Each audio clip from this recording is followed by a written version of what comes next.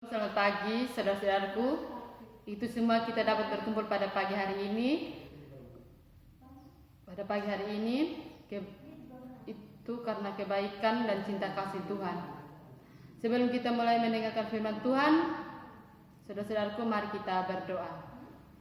Bapa kami yang di surga, syukur dan terima kasih karena Bapa sudah menjaga kami dari malam hingga pada pagi hari ini. Pada pagi hari ini Tuhan, kami buka firman-Mu. Ya Tuhan, buka firman-Mu ya Tuhan, semoga firman-Mu ini menjadi bagi manfaat ke dalam hidup kami. Ya Tuhan, ini doa yang singkat kami sudah berdoa kepada Bapa surga. Haleluya, amin. Jadi baik saudara-saudaraku, kita buka Lukas 15 ayat 11 sampai 16.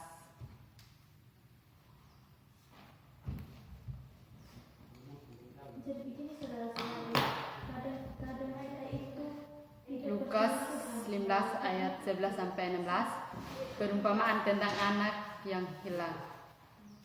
Yesus berkata lagi, ada seorang mempunyai 2 anak laki-laki.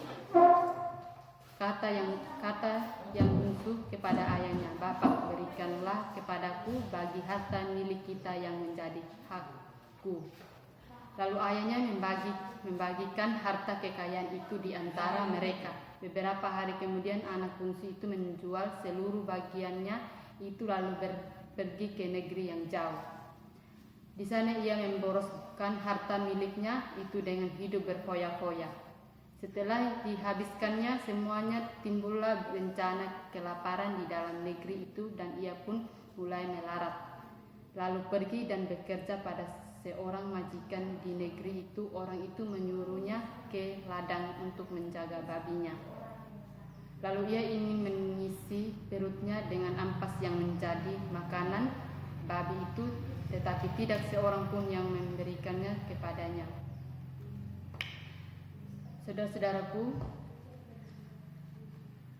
perumpamaan tentang anak yang hilang. Dari perumpamaan tentang anak yang hilang, ada seorang raja mempunyai anak yaitu si bungsu dan si sulung. Lalu si bungsu meminta ayahnya memberikan hartanya yang menjadi haknya.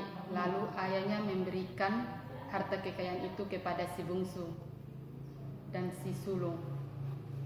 Lalu beberapa hari kemudian anak bungsu itu menjual semua harta lalu pergi ke negeri yang jauh dan hidup berfoya-foya. Setelah ia menghabiskan semuanya itu, timbullah bencana kelaparan di negeri itu. Lalu si bungsu itu pergi bekerja ke ladang untuk menjaga babi dan itu sangat lapar sampai ia mengisi perutnya dengan ampas makanan babi.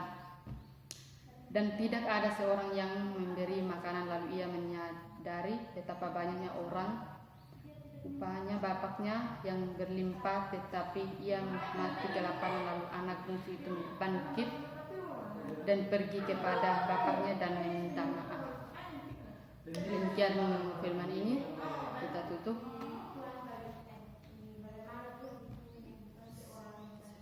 Sebelum kita selesai ibadah kita, mari kita berdoa. Kami sudah syukur dan terima kasih karena Bapak sudah memberikan firman-Mu yang kami berikan kepada kami ya Tuhan. Ya Tuhan, semoga firman-Mu ini menjadi bagi manfaat dalam hidup kami dan kami tanam di dalam hati kami ya Tuhan. Ini doa yang singkat kami berdoa kepada Bapa surga. Haleluya, amin.